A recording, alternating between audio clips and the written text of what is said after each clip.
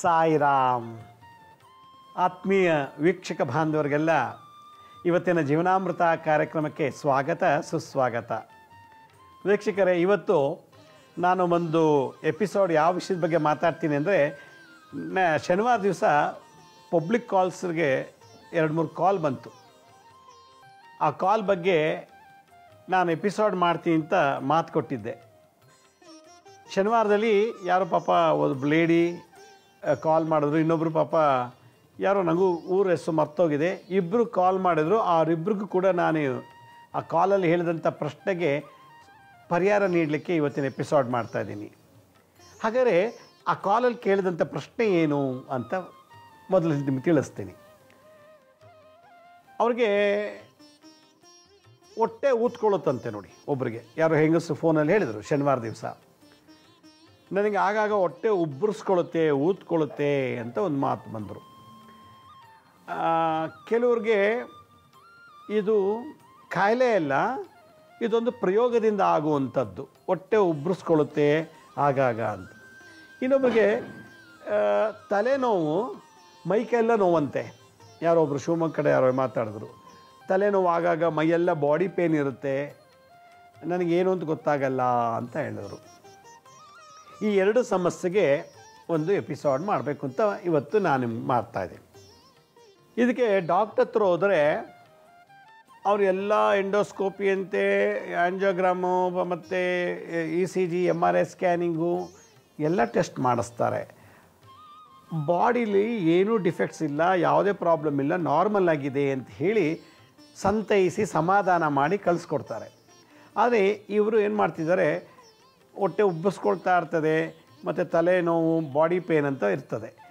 ಎಷ್ಟು ಮಾತ್ರೆ ತೊಗೊಂಡ್ರೂ ಕೂಡ ಗುಣ ಆಗಿಲ್ಲ. ಮಾತ್ರೆ ತೊಗೊಂಡಾಗ ಆರಾಮಾಗಿರ್ತೀವಿ, ಮಾತ್ರೆ ನಿಲ್ಲಿಸ್ಬಿಟ್ರೆ ಮತ್ತೆ ರಿಪೀಟ್ ಆಗುತ್ತೆ ಅಂತ ಹೇಳ್ತಾರೆ. ಈ ಥರ ಕಾಯಿಲೆಗಳು ಯಾತಕ್ಕೆ ಬರ್ತದೆ ಅಂತ ಇವತ್ತು ಕೂಡ ಮೆಡಿಕಲ್ ಸೈನ್ಸ್ಗೆ ಚಾಲೆಂಜ್ ಆಗಿದೆ, ಕಂಡುಹಿಡಿಯೋಕ್ಕಾಗಿಲ್ಲ. ಚೆನ್ನಾಗಿ ಊಟ ಮಾಡ್ತೀವಿ, ಒಳ್ಳೆ ಬಟ್ಟೆ ಹಾಕ್ಕೊಂಡು ಓಡಾಡ್ತೀವಿ, ಒಳ್ಳೆ ಹಣ್ಣು ತಿಂತೀವಿ, ಒಳ್ಳೆ ಜಾಗದಲ್ಲಿ ವಾಸ ಮಾಡ್ತೀವಿ, ಯಾವುದೇ ರೀತಿ ಇನ್ಫೆಕ್ಷನ್ ಇಲ್ಲ, ಆದರೆ ತಲೆನೋವು, ಮೈಕೈ ಬಾಡಿ ಪೇನ್ ಇರ್ತದೆ ಒಬ್ಬರಿಗೆ. ಇನ್ನೊಬ್ಬರಿಗೆ ಹೊಟ್ಟೆಲ್ಲ ಉಬ್ಬರಿಸ್ಕೊಳ್ಳುತ್ತೆ, ಊಟ ಮಾಡಿದ್ರು ಹೊಟ್ಟೆ ದಪ್ಪ ಇರುತ್ತೆ, ಊಟ ಮಾಡಲಿಲ್ಲ ಅಂದರೂ ದಪ್ಪ ಇರುತ್ತೆ.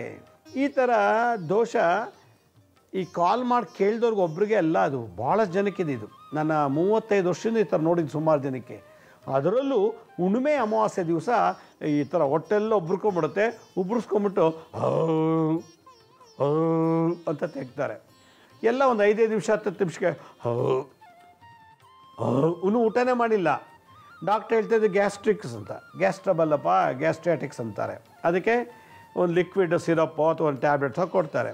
ಇದು ಅಲ್ಲದೆ ಕೆಲವರಿಗೆ ಯಾವುದಾದ್ರು ಒಂದು ನೆಗೆಟಿವ್ ಜಾಗಕ್ಕೆ ಹೋದಾಗ, ಉದಾಹರಣೆಗೆ ರಸ್ತೆಯಲ್ಲಿ ಒಂದು ತಿಪ್ಪೆಗುಂಡಿ ಇರುತ್ತೆ, ಬಾರು ರೆಸ್ಟೋರೆಂಟ್ಗೆ ಹೋದಾಗ, ಈ ಸ್ಮಶಾನಕ್ಕೆ ಹೋದಾಗ, ಅಥವಾ ಎಲ್ಲಿ ದೈವಶಕ್ತಿ ಇಲ್ದಿರೋ ಜಾಗದಲ್ಲಿ ಹೋದಾಗ ಅವ್ರಿಗೆ ಇನ್ನೂ ಜಾಸ್ತಿ ಆಗುತ್ತದು. ಯಾವ ಥರ ಜಾಸ್ತಿ ಆಯ್ತಂದರೆ, ಈ ಪಕ್ಕೆಯಲ್ಲಿ ಎಳ್ಕೊಳುತ್ತೆ, ಇಲ್ಲೆಲ್ಲ ಪಕ್ಕೆ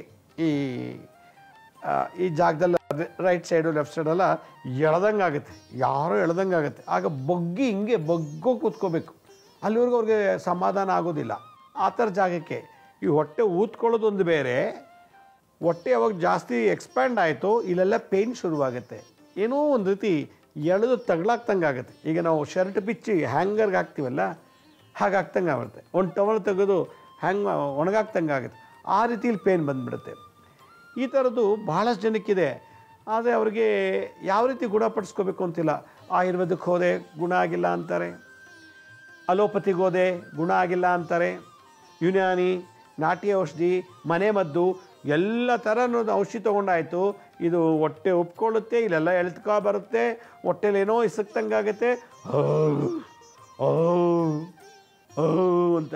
ಆಮೇಲೆ ಕೆಲವ್ರಿಗೆ ಇದು ಏನಾದ್ರು ಸರಿಯಾದ ಟ್ರೀಟ್ಮೆಂಟ್ ಅಂದರೆ ಆಗಾಗ್ಗೆ ಬಿಕ್ಲಿಕ್ಕೆ ಬರುತ್ತೆ, ಬಿಕ್ಳಿಸಿ ಇದು ಎಷ್ಟೇ ನೀರು ಕುಡಿದು ಕೂಡ ಬಿಕ್ಳಿಸೋದಿಲ್ಲ ನೋಡಿ. ಲಂಗ್ಸು ಮತ್ತು ಉದರ ಅಂದರೆ ಹೊಟ್ಟೆ, ಜಠರ, ಆ ಜಠರದಲ್ಲಿರೋ ಅಗ್ನಿ, ಜಠರಾಗ್ನಿ ಅಂತಾರೆ, ಆ ಅಗ್ನಿನಲ್ಲಿ ಏರುಪೇರಾಗುತ್ತೆ ನೋಡಿ. ಎಂಥ ಸಿಸ್ಟಮ್ ಇಟ್ಟಿದ್ದಾನೆ ಭಗವಂತ. ಈ ಜಠರಾಗ್ನಿ, ಜಠರದಲ್ಲಿ ಉತ್ಪತ್ತಿ ಆಗುವಂಥ ಶಾಖ ನಾವು ಅಂದಾಗ ಬಿಸಿ ಬರುತ್ತೆ, ನಮ್ಮ ಕಿವಿಲಿ ಮೂಗಲಿ ಬಾಯಿಲೆಲ್ಲ ಬಿಸಿಯಾದ ಗಾಳಿ ಬರುತ್ತೆ. ಯಾಕೆಂದರೆ ಒಳಗಡೆ ಅಗ್ನಿ ಇದೆ, ಜಠರದಿಂದ ಬರೋ ಅಗ್ನಿ, ಅದು ಹವಾ ಹೊರಗಡೆ ಹೋಗುತ್ತೆ ನವರಂಧ್ರಗಳಿಂದ, ಕಣ್ಣಿಂದ, ಕಿವಿಯಿಂದ, ಮೂಗಿಂದ, ಬಾಯಿಂದ, ಒಕ್ಲಿಂದ, ಗುದದ್ವಾರದಿಂದ ಡಿಸ್ಚಾರ್ಜ್ ಆಗುತ್ತೆ. ಇಲ್ಲಿ ಏನಾಗುತ್ತೆ, ಇವ್ರಿಗೆ ಈ ಥರ ದೋಷ ಇದ್ದಾಗ ಸಿಕ್ಕಾಬಟ್ಟೆ ಎಳ್ತಾ ಹೊಟ್ಟೆ ಉಬ್ರಿಸ್ಕೊಳ್ಳೋದು, ಆಕ್ಲಿಕ್ಕೆ ಬರುತ್ತೆ, ಆಕ್ಲಿಸೋದು, ಮಾತೆತ್ತರೆ ಅನ್ನೋದು, ಆದಾಗ ಇಲ್ಲೆಲ್ಲ ಹಿಡ್ಕೊಂಬಿಡುತ್ತೆ ಅವ್ರಿಗೆ. ಆ ಥರದ್ದೊಂದು ಪನಿಷ್ಮೆಂಟ್ ಬೇರೆ. ತೇಗ್ದಾಗಲ್ಲ ಇಲ್ಲ ತೆಗ್ದಾಗ ಇಲ್ಲೆಲ್ಲ ಹಿಡ್ಕೊಳ್ಳುತ್ತೆ, ಆಕಳಿಸ್ದಾಗ ಇಲ್ಲೆಲ್ಲ ಹಿಡ್ಕೊಂಡು ಗಂಟಲೆಲ್ಲ ಪೇನ್ ಬಂದುಬಿಡುತ್ತೆ. ಇಲ್ಲಿ 2-3 ಮರ್ಮ ಇದೆ, ಮಂತ, ಕಾಂತ, ಶ್ರೀಮಂತ ಅಂತ. ಕಾಂತ, ಮಂತ, ಶ್ರೀಮಂತ ಅಂತ 3. ಈ ಥೈರಾಯ್ಡು, ಪ್ಯಾರಾಥೈರಾಯ್ಡ್ಗೆ ಸಂಬಂಧಪಟ್ಟದ್ದು 3 ಮರ್ಮ ಇದೆ ಇಲ್ಲಿ ಮನುಷ್ಯನಿಗೆ. ಅಲ್ಲ ಅಂತ ಆಕಳಿಸ್ದಾಗ ಇಟ್ಕೊಂಡ್ಬಿಡುತ್ತೆ. ಅವರು ಬಾಯಿ ಮುಚ್ಚಕ್ಕೆ ಕಷ್ಟ ಆಗ್ತದೆ, ಇಲ್ಲೆಲ್ಲ ಉಜ್ಕೋಬೇಕು, ಉಜ್ಜಿ ಆಮೇಲೆ ಬಾಯಿನ ಕ್ಲೋಸ್ ಮಾಡಬೇಕು. ಆ ಲೆವೆಲ್ ಪನಿಷ್ಮೆಂಟ್ ಅದು. ಒಳಗಡೆ ಆ ಗ್ಯಾಸು, ಆ ಒಳಗಡೆ ಆಗುವಂಥ ಒಂದು ಉದ್ವೇಗ ಎಕ್ಸ್ಪ್ಲೇನ್ ಮಾಡೋಕ್ಕಾಗಲ್ಲ. ಇವತ್ತು ಹಿಂಗಿದ್ದೆ, ನಾಳೆ ಒಂಥರ ಬೇರೆ ಥರ ಆಗುತ್ತೆ, ಇನ್ನು ನಾಳೆದು ಒಂಥರ ಆಗುತ್ತೆ.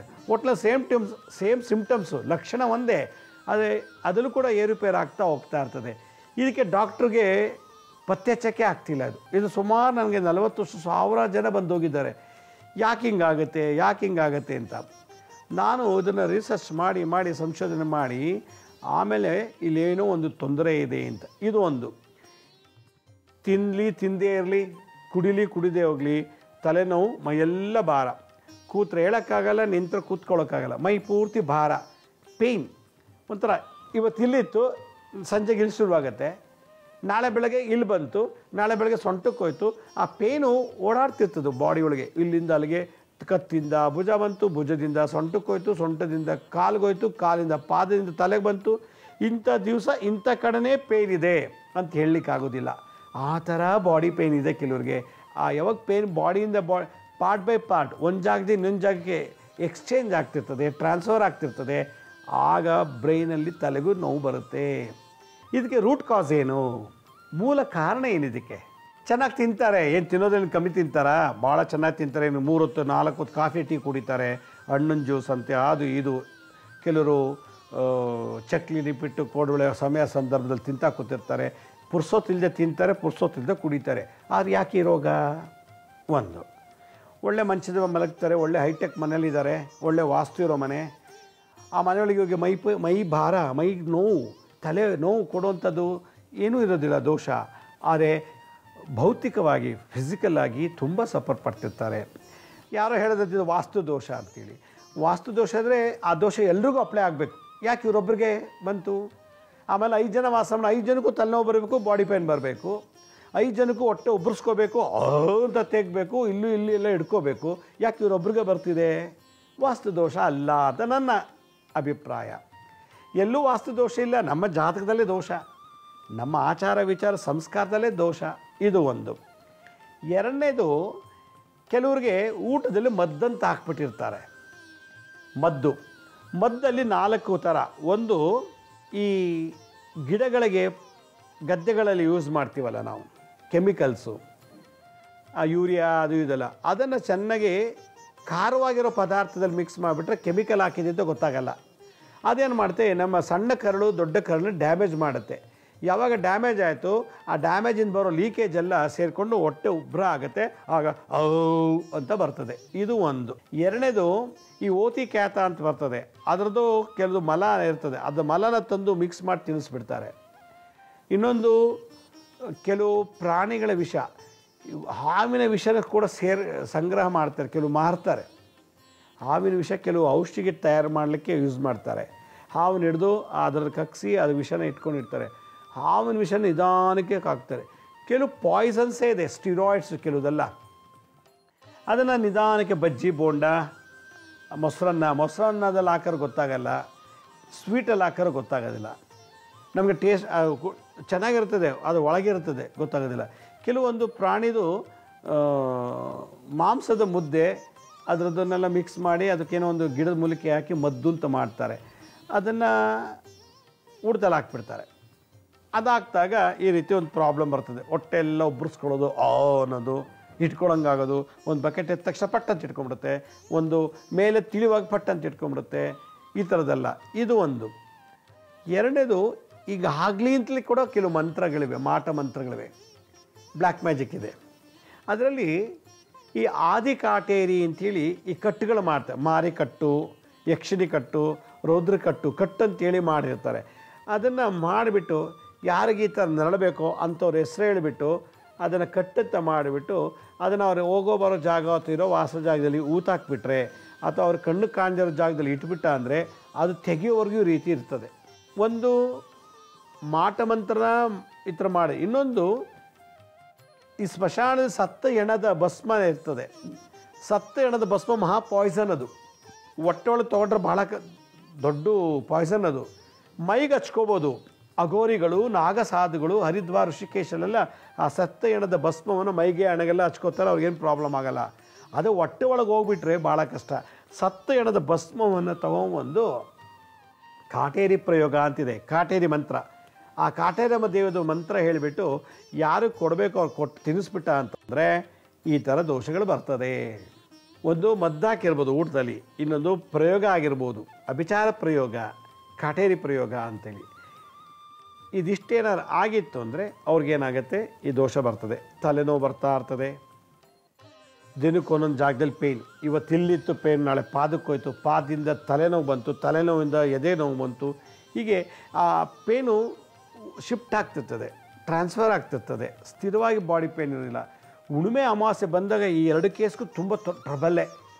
ಹುಣ್ಣಿಮೆ ಅಮಾವಾಸ್ಯೆ ಬಂದಾಗ ಟಾಯ್ಲೆಟ್ಗೆ ಹೋಗೋಕ್ಕಾಗಲ್ಲ, ರೀಸಸ್ ಪಾಸ್ ಮಾಡೋಕ್ಕಾಗಲ್ಲ, ಎಲ್ಲ ಹೊಟ್ಟೆ ಸೇರ್ಕೊಂಡ್ಬಿಡುತ್ತೆ, ಬಾಯೆಲ್ಲ ಗಬ್ಬು ವಾಸನೆ, ಒಂಥರ ಸತ್ತ ಹೆಣದ ಕೊಳ್ತೋಗಿರ್ತದಲ್ಲ ಅದ್ರ ಸ್ಮೆಲ್ ಬರುತ್ತೆ. ಬಾಯಿ ಅವ್ರ ಪಕ್ಕ ಕೂತ್ರೆ ದುರ್ವಾಸನೆ, ಅವ್ರ ಕಣ್ಣು ನೋಡೋಕ್ಕಾಗಲ್ಲ. ಅದರಿಂದ ಈ ಥರ ದೋಷ ಇತ್ತೀಚೆಗೆ ಈ ಥರ ವಿದ್ಯೆ ಯಾರು ಮಾಡ್ತಾರೆ, ಕೆಲವು ಜನಾಂಗದವ್ರು ಒಬ್ಬರಿದ್ದಾರೆ. ನಾನು ಆ ಜಾತಿ ಯಾವುದು ಅಂತ ಹೇಳೋಕ್ಕೆ ಇಷ್ಟಪಡಲ್ಲ ಈ ಸಂದರ್ಭದಲ್ಲಿ. ಆ ಜನಾಂಗದವ್ರು ಇದೊಂದು ವಿದ್ಯೆ ಕಲ್ತಿರ್ತಾರೆ, ಅದನ್ನು ಮಾಡ್ತಾರೆ. 50 ರೂಪಾಯಿ 100 ರೂಪಾಯಿ ಕೊಟ್ಟರು ಕೂಡ ಮಾಡಿಕೊಟ್ಬಿಡ್ತಾರೆ. ಯಾರಿಗೆ ಮಾಡಿಕೊಡ್ಬೇಕು ಹೇಳಿದ್ರೆ ಅವ್ರು ಮಾಡಿಕೊಟ್ಬಿಡ್ತಾರೆ. ನಾವು ಅವ್ರಿಗೋಗಿ ಊಟದಲ್ಲಿ ಹಾಕ್ಬಿಡೋದು. ಕಟ್ಟು ಪ್ರಯೋಗ, ಮಾರಿ ಕಟ್ಟು, ದೇವಿ ಕಟ್ಟುಗಳಂತ ಕಟ್ಗಳು ಮಾಡ್ತಾರೆ. ಅದನ್ನು ಕಟ್ಟು ಮಡಕೆಲ್ಲ ಹಾಕಿ ಮೊಳೆ, ತಗಡು, ಕೂದಲು ಎಲ್ಲ ಹಾಕ್ಬಿಟ್ಟು ಮಾಡಿಬಿಟ್ಟು ನಿಮ್ಮ ಕಾಣ್ದಂಗೆ ನಿಮ್ಗೆ ಗೊತ್ತಾಗಲೇಬಾರ್ದು ಎಲ್ಲ ಇಟ್ಟಿದೆ ಅಂತ ಆ ಜಾಗದಲ್ಲಿ ಇಟ್ಬಿಟ್ರೆ ಈ ಥರ ಆಗುತ್ತೆ. ಅದು ತೆಗೆಯೋವರೆಗೂ ಇದು ಗುಣ ಆಗಲ್ಲ. ಈ ಥರ ಕೆಲವು ಜನ ನಾವೇನು 500 ವರ್ಷ ಬದುಕ್ತೀವ.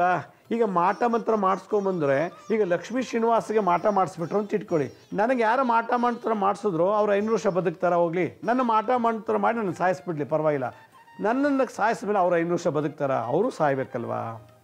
ಹೋಗಲಿ, ಒಂದು 400 ವರ್ಷ, ಒಂದು 300 ವರ್ಷ, 200 ವರ್ಷ ಬದುಕ್ತಾರ? ಇಲ್ಲ. ಅದರಿಂದ ಈ ಪ್ರಯೋಗ ಇದೆಯಲ್ಲ, ಮಾಡಬೇಕಾದ್ರೆ ಭಾಳ ಯೋಚನೆ ಮಾಡಬೇಕು. ಈಗೇನೋ ಮಾಡಿ ಬಿಟ್ಬಿಡ್ತೀರಾ. ಅಕಸ್ಮಾತ್ ಲಕ್ಷ್ಮೀ ಶ್ರೀನಿವಾಸ ಕೂಡ ಪೂಜೆ ಜಪ ಅದು ಇದು ಮಾಡ್ತಿದ್ರೆ ಆ ಮಾಟ ಮಂತ್ರ ನನಗೆ ತಟ್ಟಿದ್ರೆ ವಾಪಸ್ ಯಾರು ಮಾಡಿದ್ರು ಅವ್ರಿಗೆ ವಾಪಸ್ ಆಗಿಬಿಟ್ರೆ ತಡ್ಕೊಳ್ಳೋ ಶಕ್ತಿ ಇದೆಯಾ ನಿಮಗೆ? ತಡ್ಕೊಳ್ಳೋ ಶಕ್ತಿ ಇದ್ದರೆ ಮಾಟ ಮಂತ್ರ ಮಾಡಬೇಕು. ನೀವು ಯಾವನಿಗೂ 500 ರೂಪಾಯಿ ಕೊಟ್ಟು ಮಾಟ ಮಂತ್ರ ಮಾಡಿಸಿದ್ರೆ, ನಾನು ಒಂದು 10 ಲಕ್ಷ ಜಪ ಮಾಡಿರ್ತೀನಿ ಯಾವುದೋ ಒಂದು ದೇವ್ರದ್ದು, 500 ರೂಪಾಯಿ ಕೊಟ್ಟು ಮಾಟ ಮಂತ್ರ ಪವರ್ಗಿಂತ 10 ಲಕ್ಷ ಮಂತ್ರ ಜಪ ಪವರ್ ಜಾಸ್ತಿನ? ಆವಾಗ ಪಟ್ಟಂತ ರಿವರ್ಸ್ ಆದರೆ ನಿಮಗೆ ಎಫೆಕ್ಟ್ ಆಯಿತು, ಇಲ್ಲ ನೀವು ಮಕ್ಕಳಿಗೆ ಎಫೆಕ್ಟ್ ಆಯಿತು, ಇಲ್ಲ ನಿಮ್ಗೆ ಯಾರಿಗೋ ಮನೊಳಗೆ ಎಫೆಕ್ಟ್ ಆಯಿತು. ಅದು ನೋಡಿ ಆನಂದ ಪಡೋದು ಶಕ್ತಿ ನಿಮಗಿದೆಯಾ? ಮಾಡಬಾರ್ದು. ಯಾರೂ ಶಾಶ್ವತ ಅಲ್ಲ ಜಗತ್ತಿನಲ್ಲಿ, ಯಾರೂ ದ್ವೇಷಿಸಬಾರ್ದು. ಒಬ್ಬ ಮನುಷ್ಯ ಇನ್ನೊಬ್ಬನ ದ್ವೇಷಿಸ್ತಾನೆ ಅಂದರೆ ಅವನ ಮನುಷ್ಯತ್ವಕ್ಕೆ ಅವಮಾನ. ನನಗಿಲ್ಲ, ಅವನಿಗಿದೆ, ಅವ್ನ ಪುಣ್ಯದ ಫಲ ಪೂರ್ವಜನ್ಮ ಅದಕ್ಕೆಲ್ಲ ಇದೆ. ಹಾಗಂದ್ಬಿಟ್ಟು ಊಟದಲ್ಲಿ ಹಾಕೋದು ಮತ್ತು ಮಾಟ ಮಂತ್ರ ತಂತ್ರ ಮಾಡಿಸೋದು, ಇದರಿಂದ ನಿಮ್ಗಂತೂ ಖಂಡಿತ ಸುಖ ಸಿಗೋದಿಲ್ಲ. ಒಬ್ಬನ ಇಂಡೈರೆಕ್ಟಾಗಿ ಕೊಲೆ ಮಾಡ್ತಿದ್ದೀರಾ, ಇಂಡೈರೆಕ್ಟಾಗಿ ಹಿಂಸೆ ಕೊಡ್ತಿದ್ದೀರಾ, ಅದರಷ್ಟು ಮಹಾಪಾಪ ಇನ್ಯಾವುದೂ ಇಲ್ಲ. ನೀವೇನಾದ್ರು ಈ ಥರ ಮಾಡಿದ್ದಾರೆ ನಿಮ್ಮ ವಂಶಕ್ಕೆ ತೊಂದರೆ ಆಗಿಬಿಡ್ತದೆ. ಅದರಿಂದ ಒಳ್ಳೇದು ಮಾಡೋಕ್ಕಾಗಲಿಲ್ವಾ, ಕೆಟ್ಟದ್ದು ಮಾಡಬಾರ್ದು. ಒಳ್ಳೇದು ಮಾಡೋಕ್ಕಾಗಲಿಲ್ಲ ಅಂದರೆ ಕೆಟ್ಟದ್ದು ಮಾಡೋಕ್ಕೆ ಹೋಗಬಾರ್ದು. ನೀವೇನೋ ಕೆಟ್ಟದ್ದು ಮಾಡಿದ್ರೆ ನಿಮಗೆ ಎಫೆಕ್ಟ್ ಆಗ್ಬೋದು, ಇಲ್ಲ ನಿಮ್ಮ ಕಣ್ಮುಂದೆ ನಿಮ್ಮ ಮಕ್ಕಳಿಗೆ ಎಫೆಕ್ಟ್ ಆಗ್ಬೋದು. ಯಾವ ಡಾಕ್ಟ್ರು ಏನು ಮಾಡೋಕ್ಕಾಗಲ್ಲ, ಯಾವ ಯಾತ್ರೆ ಪೂಜೆ ಹೋಮನ ಏನು ಮಾಡಿದ್ರೂ ಆಗಲ್ಲ. ಯಾಕಂದ್ರೆ ನೀವು ಮಾಡಿದ್ದೀರ, ರಿವರ್ಸ್ ಆಗಿದೆ, ಅನುಭವಿಸ್ಬೇಕು. ಇದೇ ಯೂನಿವರ್ಸಲ್ ಲಾ, ಇದೇ ಲಾ ಆಫ್ ವೈಬ್ರೇಷನ್ ಅಂತಾರೆ ಸೈನ್ಸಲ್ಲಿ. ಆ ಲಾ ಆಫ್ ವೈಬ್ರೇಷನ್ ಗೊತ್ತಾ, ಆ ವೈಬ್ರೇಷನ್ನು ಸರಿಯಾಗಿತ್ತ ಸರಿ, ಇಲ್ಲ ಅಂದರೆ ವಾಪಸ್ ನಮಗೆ ಬಂದುಬಿಡುತ್ತೆ. ಮತ್ತೊಮ್ಮೆ ಹೇಳ್ತೀನಿ, ಯಾರಿಗೆ ಸದಾ ತಲೆನೋವು ವರ್ಷ ಪೂರ್ತಿ, ಯಾವಾಗಲೂ ಬಾಡಿ ಪೇಯ್ನ್, ಆಮೇಲೆ ಒಂದು ಕಡೆ ಇದ್ದಿದ್ದ ಪೇನು ಇವತ್ತಿದ್ದ ಪೇನು ಇನ್ನೊಂದು ದಿವಸಕ್ಕೆ ಇನ್ನೊಂದು ಕಡೆ ಇರುತ್ತೆ, ಒಂದೇ ಕಡೆ ಇರೋಲ್ಲ ಪೇನ್. ಆ ಪೇನು ಎಲ್ಲಿಂದ ತುಡುಕ ಸಿಗೋದಿಲ್ಲ. ಒಟ್ಟು ಬಾಡಿ ಸಂಚಾರ ಮಾಡ್ತಿದ್ರೆ ಆ ಪೇಯ್ನು. ಇನ್ನೊಂದು ಹೊಟ್ಟೆಲ್ಲ ಉಬ್ಬರಿಸ್ಕೊಳ್ಳುತ್ತೆ, ಊದ್ಕೊಳ್ಳುತ್ತೆ, ಅಂತ ತೇಗೋದು, ಪಕ್ಕೆಲ್ಲ ಎಳ್ತಾ, ಕಾಲೆಲ್ಲ ನರ ಎಳ್ತಾ, ಎಡಗಾಲೋ ಬಲಗಾಲೋ ಮತ್ತು ಇಲ್ಲೆಲ್ಲ ಎಳೆದು ಇಟ್ಟಂಗಾಗೋದು, ಒಂಥರ ಈ ರಬ್ಬರ್ ಬ್ಯಾಂಡ್ ಎಳೆದು ಹಿಂಗೆ ಬಿಡ್ತೀವಲ್ಲ ಹಾಗೆ ಆ ಥರ ಇರೋ ಅಂಥವ್ರು ಏನು ಮಾಡಬೇಕಪ್ಪ ಅಂತಂದರೆ, ನಾನಿವತ್ತು ತೋರಿಸೋಂಥ ಒಂದು ಮಂತ್ರತಂತ್ರವನ್ನು ನೀವದು ಮಾಡಬೇಕು. ಏನಪ್ಪ ಅಂತಂದರೆ, ಈ ಕಾಳಿ ತಂತ್ರ ಪ್ರಯೋಗದಲ್ಲಿ ಕಾಳಿಕಾ ತಂತ್ರ ಅಂತ ಹೇಳಿದೆ. ಅದರಲ್ಲಿ ಇದು ಕಾಳಿ, ಮಹಾಕಾಳಿ, ಭದ್ರಕಾಳಿ, ದಕ್ಷಿಣಕಾಳಿ, ಉಗ್ರಕಾಳಿ, ಗುಹ್ಯಕಾಳಿ, ಸ್ಮಶಾನಕಾಳಿ, ಚಂಡಿಕಾಳಿ, ಸಿದ್ಧಿಕಾಳಿ, ಅಮೃತಕಾಳಿ, ನಿತ್ಯಕಾಳಿ, ರೌದ್ರಕಾಳಿ, ಪ್ರಸನ್ನಕಾಳಿ, ಶಾಂತಿಕಾಳಿ, ರಕ್ಷಾಕಾಳಿ, ಮಹಾಕಾಳಿ, ಬಹಳ ವಿಶೇಷವಾದಂಥ ಕಾಳಿಗಳಿದ್ದಾರೆ ಆ ಕಾಳಿಕಾ ತಂತ್ರದಲ್ಲಿ. ಅದರಲ್ಲಿ ಅಮೃತಕಾಳಿ ಅಂತ ಒಂದು ಕಾಳಿ. ಯಾವಾಗ ವಿಷ ಒಳಗೋಯ್ತು, ಯಾವಾಗ ಈ ಕಟ್ಟು ಪ್ರಯೋಗ ನಮ್ಮಲ್ಲಿ ಹೋಯ್ತು, ಮಾಟಮಂತ್ರ ಪ್ರಯೋಗ, ಅದನ್ನು ಅಮೃತ ಮಾಡಿಕೊಳ್ಳಲಿಕ್ಕೆ, ಅಂದರೆ ಅದೆಲ್ಲ ಡಿಸ್ಚಾರ್ಜ್, ಆ ಟಾಕ್ಸಿನ್ನು ಹೊರಗೆ ಬರಬೇಕು ಮಲಮೂತ್ರದಿಂದ, ವಾಂತಿಯಿಂದ. ಆಗ ಮಾಡಿದಂಥ ಮದ್ದಾಗಿರ್ಬೋದು ಅಥವಾ ತಾಂತ್ರಿಕ ಪ್ರಯೋಗನೇ ಆಗಿರ್ಬೋದು, ಅಭಿಚಾರ ಪ್ರಯೋಗ, ಅದೆಲ್ಲ ನಿವಾರಣೆ ಮಾಡಲಿಕ್ಕೆ ಈ ಕಾಳಿಕಾ ತಂತ್ರದಲ್ಲಿ ಅಮೃತ ಕಾಳಿ ಅಂತ ಒಂದು ಕಾಳಿ ಇದ್ದಾರೆ. ಈ ನಮ್ಮಲ್ಲಿ ರಾಹು ವಿಷ, ರಾಹು ವೈರಸ್ಸು, ಕೇತು ಬ್ಯಾಕ್ಟೀರಿಯಾ, ಈ ರಾಹು ಕೇತುಗಳ ಸಂಯೋಗದಿಂದ ಆಗಿರೋದು. ಈ ಪ್ರಯೋಗ ಹೆಂಗಾಗುತ್ತೆ, ಕುಜಗ್ರಹ, ರಾಹು ಮತ್ತು ಕೇತು, ಈ ಮೂರಕ್ಕೂ ಶಾಂತಿ ಅಧಿದೇವತೆ ಯಾರು? ಚಂಡಿಕಾದೇವಿ ಅಥವಾ ಮಹಾಕಾಳಿ. ಆದ್ದರಿಂದ ಈ ಅಮೃತ ಕಾಳಿ ಮಂತ್ರವನ್ನು, ಭಾಳ ಚಿಕ್ಕದು, ತುಂಬ ದೊಡ್ಡದಿಲ್ಲ, ಇದರ ಭಾಳಷ್ಟು ಅಡ್ವಾನ್ಸ್ ಮಂತ್ರಗಳಿವೆ, ದೊಡ್ಡ ದೊಡ್ಡ ಮಾನಮಂತ್ರಗಳೆಲ್ಲ ಇದೆ. ಆದರೆ ನಾನು ಈ ಓದಿರೋರು, ಓದಿಲ್ದಿದ್ದವರು, 7ನೇ ಕ್ಲಾಸ್ ಓದಿರೋರು, PhD ಮಾಡಿ ಎಲ್ರಿಗೂ ಅನುಕೂಲ ಆಗೋ ರೀತಿಯಲ್ಲಿ ಒಂದು ಸುಲಭವಾಗಿ ಒಂದು ಚಿಕ್ಕ ಮಂತ್ರ ಇದೆ ಅಮೃತ ಕಾಳಿದು. ಆ ಮಂತ್ರ ಹೇಳ್ತೀನಿ ನಾನು. ಆ ತಂತ್ರ ಏನಂತಂದರೆ, ಒಂದು ನಿಂಬೆಹಣ್ಣು ತೊಗೋಬೇಕು, 1-2 ನಿಂಬೆಹಣ್ಣು ತೊಗೊಳ್ಳಿ. ನಿಂಬೆಹಣ್ಣು ಯಾಕೆ? ರಾಹು. ಆ ನಿಂಬೆಹಣ್ಣಿದೆ citric acid, sodium, potassium, manganese, magnesium ಇರುತ್ತೆ, ಮತ್ತು ಕೆಲವು ವೈಟಮಿನ್ಸ್ ಇದೆ ಅದರಲ್ಲಿ. ಅದು ಒಳಗಡೆ ಹೋದಾಗ ಅದರಲ್ಲಿರೋ ಆ ಮಾಟಮಂತ್ರ ಪ್ರಯೋಗ ಆಗಲಿ ಅಥವಾ ಮದ್ದಾಗಲಿ ಈಚೆ ತೆಗೀತೆ. ಅದಕ್ಕೆ ನಿಂಬೆಹಣ್ಣೆ ಯೂಸ್ ಮಾಡಬೇಕು. ನಿಂಬೆಹಣ್ಣು ಒಂದು 3-4 ತೊಗೊಳ್ಳಿ, 2 ಕೈಲಿಟ್ಕೊಳ್ಳಿ, ಕಣ್ಣು ಮುಚ್ಕೊಂಡು ಪೂರ್ವ ಅಥವಾ ದಕ್ಷಿಣಕ್ಕೆ ಮುಖ ಮಾಡಿ, ಓಂ ಜುಂ ಸಹ ಮಹಾಕಾಳಿ, ಓಂ ಜುಂ ಸಹ ಮಹಾಕಾಳಿ, ಓಂ ಜುಂ ಸಹ ಮಹಾಕಾಳಿ, ಓಂ ಜುಂ ಸಹ ಮಹಾಕಾಳಿ, ಓಂ ಜುಂ ಸಹ ಮಹಾಕಾಳಿ, ಓಂ ಜುಂ ಸಹ ಮಹಾಕಾಳಿ, ಓಂ ಜುಂ ಸಹ ಮಹಾಕಾಳಿ, ಓಂ ಜುಂ ಸಹ ಮಹಾಕಾಳಿ ಅಂಥೇಳಿ ಈ ಮಂತ್ರವನ್ನು ಒಂದು ಅರ್ಧ ಗಂಟೆ 3/4 ಗಂಟೆ ಹೇಳಬೇಕು, ಕೈಲಿ ನಿಂಬೆಹಣ್ಣು ಇಟ್ಕೊಂಡು. ಆಗ ನಿಂಬೆಹಣ್ಣಿಗೆ ಸೌಂಡ್ ಥೆರಪಿ ಆಯಿತು, ನಾವು ಮಂತ್ರಶಕ್ತಿ ಅದಕ್ಕೆ ಹೋಯಿತು ಹೀಟ್ ಮೂಲಕ.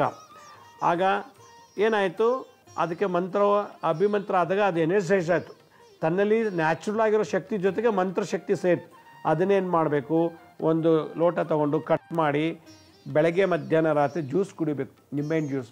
ಆಗ ಅದು ಒಳಗಡೆ ಅದೆಲ್ಲ ತೆಗೆದಾಕತ್ತೆ ಮಲ ಮೂತ್ರದ ವಾಂತಿ ಮುಖಾಂತರ. ಇಲ್ಲಾಂದ್ರೆ ಇದು ಒಳಗೆ ಹೋಗ್ತಾ ಹೋಗ್ತಾ ಫಾರಿನ್ ಬಾಡಿಯಾಗಿ ಗೆಡ್ಡೆ ಬೆಳ್ಕೊಂಡು ಸತ್ತೋಗ್ಬೋದು, ಇಲ್ಲ ಗೆಡ್ಡೆ ದೊಡ್ಡದಾಗಿ ಆಪ್ರೇಷನ್ ಮಾಡಿ ತೆಗಿಬೇಕಾಗಿ ಬರುತ್ತೆ. ಈ ಥರದ ದೋಷ ಇರ್ತದೆ. ಅದಕ್ಕೆ ಈ ಕಾಳಿಕಾ ತಂತ್ರ ಸಾಧನೆ ಅಮೃತ ಕಾಳಿ ಅಂತೇಳಿ ಓಂ ಜುಂ ಸಹ ಮಹಾಕಾಳಿ, ಓಂ ಜುಂ ಸಹ ಮಹಾಕಾಳಿ ಅಂತ ಇದನ್ನು ಯಾವಾಗ ಮಾಡಬೇಕು? ಮಾಟಮಂತ್ರ ಪ್ರಯೋಗ ಹೆಚ್ಚಿಗೆ ಆಗೋದು ಹುಣ್ಣಿಮೆ ಅಮಾವಾಸ್ಯೆ ದಿವಸ. ಆದ್ದರಿಂದ ಹುಣ್ಣಿಮೆ ಅಮಾವಾಸ್ಯೆ ದಿವಸ ಕೈನಲ್ಲಿ ನಿಂಬೆಹಣ್ಣು ಇಟ್ಕೊಂಡು ದಿನಕ್ಕೆ 3 ನಿಂಬೆಹಣ್ಣು, ನಿಮ್ಗೆ ಗುಣ ಆಗೋವ್ರಿಗೆ ಇದು ಹೇಳ್ತಾ ಇರಬೇಕು. ಅಮಾವಾಸ್ಯೆ ದಿವಸ ಮಾಡಿಕೊಳ್ಳಿ, ಬೆಳಗ್ಗೆ ಒಂದು ಕುಡೀರಿ, ನೆಕ್ಸ್ಟ್ ಡೇ ಒಂದು ದಿವಸ ಕುಡೀರಿ, ಇನ್ನೊಂದು ದಿನ ಕುಡೀರಿ. ಈಗ ಅಮಾವಾಸ್ಯೆ ಹುಣ್ಣಿಮೆಯಲ್ಲಿ 3-4 ನಿಂಬೆಹಣ್ಣು ಇಟ್ಕೊಂಡು ಜಪ ಮಾಡಿಬಿಟ್ಟು ಅದನ್ನು ಇಟ್ಕೊಂಡಿರಿ. ಫ್ರಿಜ್ಗೆ ಇಡಬಾರ್ದು, ಭೂಮಿ ಟಚ್ ಆಗಬಾರ್ದು. ಫ್ರಿಜ್ಜಲ್ಲೆಲ್ಲ ಇಟ್ಟರೆ ಆ ಮಂತ್ರಶಕ್ತಿ ಡಿಸ್ಚಾರ್ಜ್ ಆಗಿಬಿಡ್ತದೆ.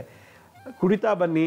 ಆಮೇಲೆ ನಿಮಗೆ ಯಾವ್ದಾದ್ರು ಊರ ಹತ್ರ ಗ್ರಾಮ ದೇವತೆ ಇರ್ತಾರಲ್ಲ, ಆ ಗ್ರಾಮ ದೇವತೆಗೆ ಹೋಗಿ 108 ಸುತ್ತು ಪ್ರದಕ್ಷಿಣೆ ಮಾಡ್ತಾ ಬಂದರೆ ಈ ನೆಗೆಟಿವ್ ಎನರ್ಜಿ ಎಲ್ಲ ಡಿಸ್ಚಾರ್ಜ್ ಆಗುತ್ತೆ. ಇದು ಭಾಳ ಬಂಡವಾಳ ಇಲ್ಲದೇ ಭಾಳ ಸಿಂಪಲ್ಲಾಗಿ ಮಾಡ್ಕೊಳ್ಳೋಂಥ ಒಂದು ವಿಶೇಷವಾದಂಥ ಈ ಅಮೃತಕಾಳಿ ತಂತ್ರ ಪ್ರಯೋಗ ಮಂತ್ರ. ಓಂ ಜುಂ ಸಹ ಮಹಾಕಾಳಿ. ನಮಃ ಗಿಮಃ ಹೇಳೋಂಗಿಲ್ಲ, ಈ ಮಂತ್ರ ಹೀಗೆ ಇರೋದು ಶಾಸ್ತ್ರದಲ್ಲಿ. ಎರಡನೇದು, ನಾವು ತಂತ್ರ ಪ್ರಯೋಗ ಏನು, ಆ ನಿಂಬೆಹಣ್ಣನ್ನು ನಾವು ಕೈಲಿಟ್ಕೊಂಡು ಜಪ ಮಾಡಬೇಕು. ಮತ್ತು ಎಲ್ಲರೂ ಹೊರಗಡೆ ಹೋದಾಗ, ಯಾರ ಮನೆಗಾರು ಹೋದಾಗ 2-3 ಏಲಕ್ಕಿಕಾಯಿ ಇಟ್ಕೊಳ್ಳಿ, ಏಲಕ್ಕಿಕಾಯಿಗೆ ಮಂತ್ರ ಹಾಕ್ಕೊಳ್ಳಿ. ಓಂ ಜುಂ ಸಹ ಮಹಾಕಾಳಿ ಅಂಥೇಳಿ ಒಂದು 10 ಗಂಟೆ ಜಪ ಮಾಡಿ ಯಾರ ಮನೆಯಾರು ಹೊಸಬ್ರು ಗೊತ್ತಿಲ್ಲದವರು ಅಥವಾ ಗೊತ್ತಿರೋ ಶತ್ರುಗಳ ಮನೆಗೆ ಹೋಗಿ ನಾವು ಊಟ ತಿಂಡಿ ಮಾಡೋಕ್ಕೆ ಹೋದಾಗ ಅದನ್ನು ಬಾಯಿಗೆ ಹಾಕ್ಕೊಂಡು 2 ನಿಮಿಷ ಅಗದು ಚೆನ್ನಾಗಿ ತಿಂದುಬಿಟ್ಟ ಅಂತಂದರೆ ವಾಪಸ್ ಹೊಟ್ಟೋಗುತ್ತದು. ಮಂತ್ರಶಕ್ತಿ ಇದ್ದರೆ ಮಾತ್ರ. ಯಾಲಕ್ಕಿ ಅದೊಂದು ಕೆಮಿಕಲ್, ನಿಂಬೆಹಣ್ಣು ಅದೊಂದು ಕೆಮಿಕಲ್ ಇರೋವಂಥ ವಸ್ತು. ಆದರೆ ಅದಕ್ಕೆ ಮಂತ್ರ ಹಾಕಿದಾಗ ಅದರ ವೈಶಿಷ್ಟ್ಯತೆ ಚೇಂಜ್ ಆಗುತ್ತೆ. ನೀವೇ ಕೈಲಿ ಇಟ್ಕೊಂಡು ಸುಮ್ಮನೆ ನಿಂಬೆಹಣ್ಣು ಇಟ್ಕೊಳ್ಳಿ, ಒಂದು 10 ನಿಮಿಷ ಎಷ್ಟು ಬಿಸಿ ಆಗುತ್ತೆ ನಿಂಬೆಹಣ್ಣು.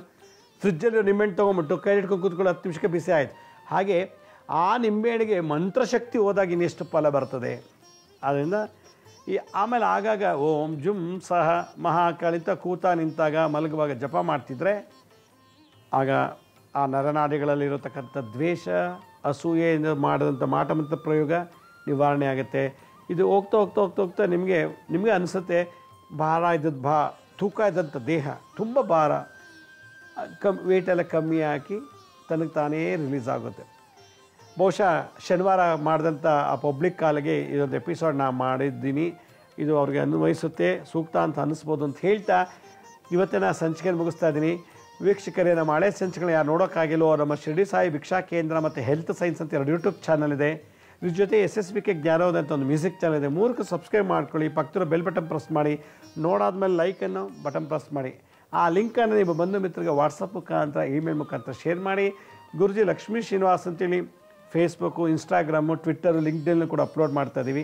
ಯಾರಿಗೆ ಅಪಾಯಿಂಟ್ಮೆಂಟ್ಸ್ ಬೇಕೋ ಅವರು www.lakshmisrinivas.in ಅಂತ ಲಾಗಿನ್ ಆಗಿ ನೀವೇ ಯಾವ ಡೇಟ್ ಯಾವ ಟೈಮ್ ಬುಕ್ ಮಾಡ್ಕೊಳ್ಳಿ. ಯಾರಿಗೆ ಪ್ರಶ್ನೆ ಕೇಳಬೇಕು ಅವರೇ ಸ್ವತಃ ಬಂದರೆ ಒಳ್ಳೆದು. ಬರುವಾಗ ನಿಮ್ಮ ಜಾತಕ ಇದೆ, ಜಾತಕ ತೊಗೊಂಬನ್ನಿ. ಅಕಸ್ಮಾತ್ ಇಲ್ಲ ಅಂದರೆ ನಾವು ಬೇರೆ ಥರ ನೋಡ್ತೀವಿ. ಈ ಕ್ಯಾನ್ಸರು, ಪಿಟ್ಸು, ಲಕ್ವಾ, ಕ್ರೋನಿಕ್ ಡಿಸೀಸ್, ಹಳೆಯ ಕಾಯಿಲೆಗಳು ವಾಸನೆ ಆಗದೆ, ಪ್ರಾರಬ್ಧ ರೋಗಗಳು ವಾಸನೆ ಆಗ್ತಿಲ್ಲ, ಆ ಥರದ್ದು ಏನಾದರೂ ಅದಕ್ಕೆ ಸಂಬಂಧಪಟ್ಟಂಥ ಮೆಡಿಕಲ್ ರಿಪೋರ್ಟ್ ತೊಗೊಂಬಂದರೆ ಅದನ್ನು ನೋಡಿ ನಾವು ಮೆಡಿಕಲ್ ಆಸ್ಟ್ರಾಲಜಿ ಪ್ರಕಾರ ಪರಿಹಾರ ನೀಡ್ಬೋದು ಅಂತ ಹೇಳ್ತಾ, ಮತ್ತೊಂದು ಸೂಚನೆ, ನಾವು ಭಾನುವಾರ ಹೊತ್ತು ಈ ಪಬ್ಲಿಕ್ ಕಾಲ್ ರಿಸೀವ್ ಮಾಡಿ ಪರಿಹಾರ ತಿಳಿಸುವಂಥ ಕಾರ್ಯಕ್ರಮ ಮಾಡ್ತಾಯಿದ್ವಿ 1 ಗಂಟೆಗಳ ಕಾಲ. ಅದು ಸ್ವಲ್ಪ ನಮ್ಮ ಕಾರ್ಯಕ್ರಮ ಬದಲಾವಣೆ ಆಗಿದೆ. ಬೇರೆ ಬೇರೆ ಕಾರ್ಯಕ್ರಮಗಳ ಟೈಮು ಅಳವಡಿಸೋಕ್ಕೋಸ್ಕರ ನಾವು ಭಾನುವಾರ ಬದಲು ಶನಿವಾರ ಹೊತ್ತಿನ ಮೇಲೆ ನಾವು ನಿಮ್ಮ ಕರೆಗಳನ್ನ ಸ್ವೀಕರಿಸಿ ಪರಿಹಾರ ತಿಳಿಸುವಂಥ ಕಾರ್ಯಕ್ರಮ ಇಟ್ಕೊಂಡಿದ್ದೀವಿ. ಅದು ಸ್ವಲ್ಪ ಬದಲಾವಣೆ ನೀವು ಗಮನಕ್ಕೆ ಬರಲಿ ಅಂತ ಹೇಳ್ತಾ, ಇನ್ಮೇಲೆ ಪ್ರತಿ ಶನಿವಾರ ನಿಮ್ಮ ಕಾಲ್ನ ಸ್ವೀಕರಿಸಿ ಪರಿಹಾರ ಕೊಡುವಂಥ ಕಾರ್ಯಕ್ರಮ ಅಂತ ಹೇಳ್ತಾ ಇವತ್ತನ್ನು ಸಂಚಿಕೆಯನ್ನು ಮುಗಿಸ್ತೀನಿ. ಇದೇ ರೀತಿ ನಾಳೆಲ್ಲ ಸಂಚಿಕೆಯಲ್ಲಿ ಮತ್ತೊಂದು ವಿಶೇಷವಾದಂಥ ಮಾಹಿತಿಯೊಂದಿಗೆ ತಮ್ಮನ್ನು ಭೇಟಿ ಮಾಡ್ತೀನಿ. ಅಲ್ಲಿವರೆಗೂ ನನ್ನ ನಮಸ್ಕಾರ. ಸಾಯಿರಾಮ್.